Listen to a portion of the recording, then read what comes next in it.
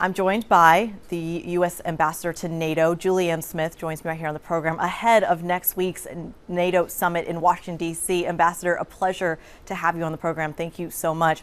I want to dive right into a question a lot of people on both sides of the Atlantic are asking, which is sustainability of aid to Ukraine. From your perspective and from your visibility, how long can we count on that?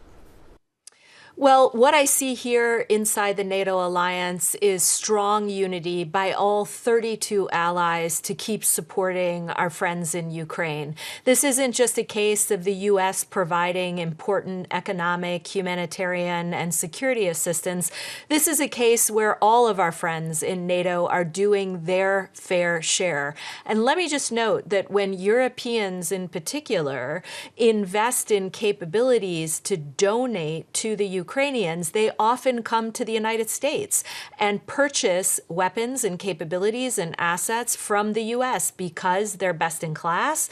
We can get them quickly into Ukraine, and the timelines for delivery are rather short. So this is an investment first and foremost in Ukraine, but I would note that the investments that we're making there come back and pay dividends in the United States as well. You emphasize the investments in Europe right now. There's a lot of questions around how sustainable even that ramp up in defense is from some of the NATO allies and, of course, from each country's defense. I have this number here saying that 23 NATO allies are already at that 2% goal, despite Russia outspending Europe. Are you satisfied with the progress that Europe is making, despite some of those political and arguably financial hurdles that they're facing? 10 years ago, allies came together and decided that every member of the alliance would spend 2% of their own GDP on defense. When we made that pledge a decade ago, actually there were only 3 allies that met the target. So the big news that we have at the NATO summit coming up next week is that we're now at a point 10 years later where 23 allies now spend 2%. Now, your question was, is that enough? 2 points on that. One, we've got to make sure that we get to 32, and every member of the alliance has a plan in place to get there. So in the next couple of years, we're going to face a situation where all members of the alliance spend 2%. But here's the other point I would make. We have now multiple allies across the alliance spending more than 2%. We have countries in Eastern Europe, the Nordic countries, the UK and others, obviously the United States, that spend more than 2%. So not only are allies meeting the commitment, they're stretching beyond it. Well, they're also talking a lot about, at least there have been reports in the last 48 hours or so that NATO particularly is talking about a special station in Kiev in particular, and is also talking about centralizing some of those operations when it comes to training, when it comes to troops, when it comes to weaponization. Can you walk us through the significance of that?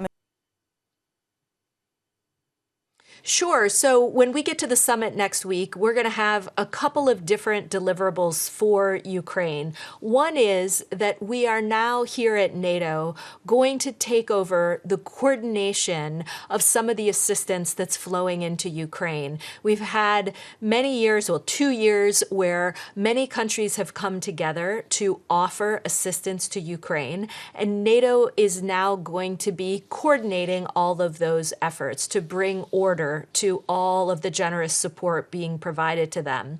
NATO is also going to take on the coordination of training. We have a situation where many countries in Europe and the United States are providing training, and now NATO is saying they can coordinate those efforts again to bring greater coherence. In addition to those 2 initiatives, we will also have most likely a new senior civilian rep located in Kiev. This doesn't mean that the coordination of assistance will happen in Ukraine, but we will likely appoint someone to manage all of the good work that we're doing with the Ukrainians on modernizing their forces and building their future force from there in Kiev. Your predecessors, Douglas Lute, Ivo Dalder as well, the previous ambassadors to NATO, have said that this is a move that basically Trump-proofs NATO. But in addition to doing that, it also protects against the rise of the far right that you're seeing in Europe. From your perspective, how dire is that need right now? Well, the new initiatives that I just mentioned for Ukraine are actually being put in place so that we can bring greater coordination to all of the efforts that have sprung up over the last 2+ years.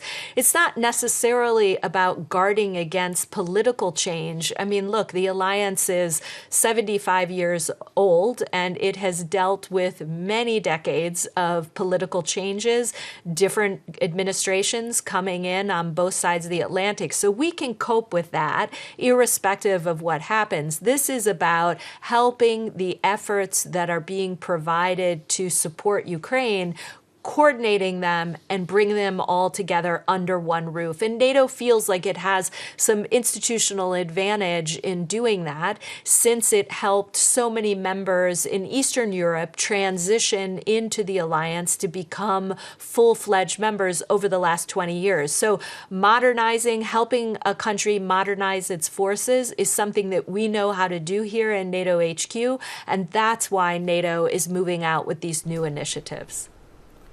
But Ambassador, for how long? We're talking about the sustainability of aid. I'm curious how long, from your perspective, Ukraine is expected to need that kind of aid. Are we talking about years here, a decade, months? What kind of time frame? Well, we can't predict with any certainty exactly how long the war in Ukraine will last, but let's make one thing clear. There's one person that started this war. That's President Putin. He started this war 2+ years ago. He's the guy that could stop this war if he so desired. So we will work with the Ukrainians to ensure that they have the assistance they need to defend their territory, but we will also work with the people of Ukraine towards peace and support the efforts that they've undertaken in recent months to move towards some sort of negotiated settlement. And Ambassador, a final question to you on the cooperation between Russia and China in particular, not only when it comes to Ukraine, but an axis that is being formed perhaps in response to NATO as well. How preventable is that from your perspective? Can anything be done to counteract it? We spend a lot of time here at NATO headquarters talking about the deepening relationship between the PRC and Russia.